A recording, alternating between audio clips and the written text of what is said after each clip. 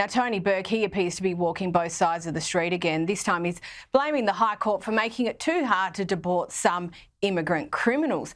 How much is it the High Court and how much is it just a lack of political will to deal with it?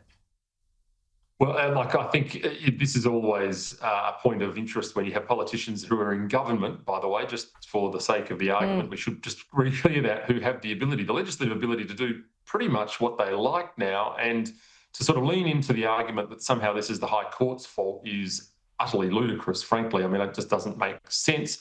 The only thing you could say is that we're in a hiatus with Parliament at the moment, so there's not the ability to pass laws now. But look, we've heard this before with the arguments about the courts do this and the courts do that. The reality is it's the government's job, one of its primary jobs, to keep Australians safe in their own country.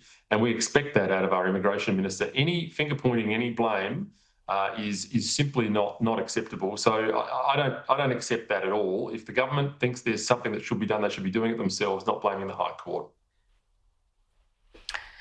Now, on to the least surprising story of the day, and a $12.5 billion Central Queensland hydrogen project has been axed. The boondoggles are biting the dust pretty hard, aren't they, at the moment? Yeah, and look, I mean, it's sort of, as you say, the least surprising thing you could hear, and it's reassuring in one sense, except that, you know, we're still, of course, through the political spectrum, making the same mistakes every single day with intermittent power, green and, you know, so-called green power, solar and wind. But yes, this is the first one. And of course, those of us that have always said, let's let the market decide what's good power and what's bad power, just shake our heads at this. This was never going to work.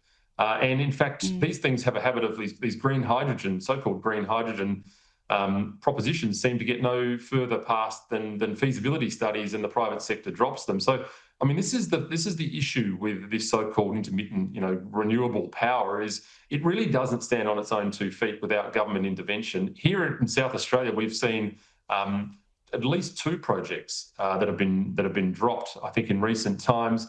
And yet we keep getting told that by the Malinowskis Labor government here that we're going to be a green energy superpower. Quite how you export enough through wind and solar is anyone's guess. But putting that little anomaly aside, I think this is where we're going with this. The tragedy of it all, Caroline, is that before the penny drops, the entire grid is going to be in a catastrophe if it's not already. And so we're actually learning this lesson on the run where we shouldn't be.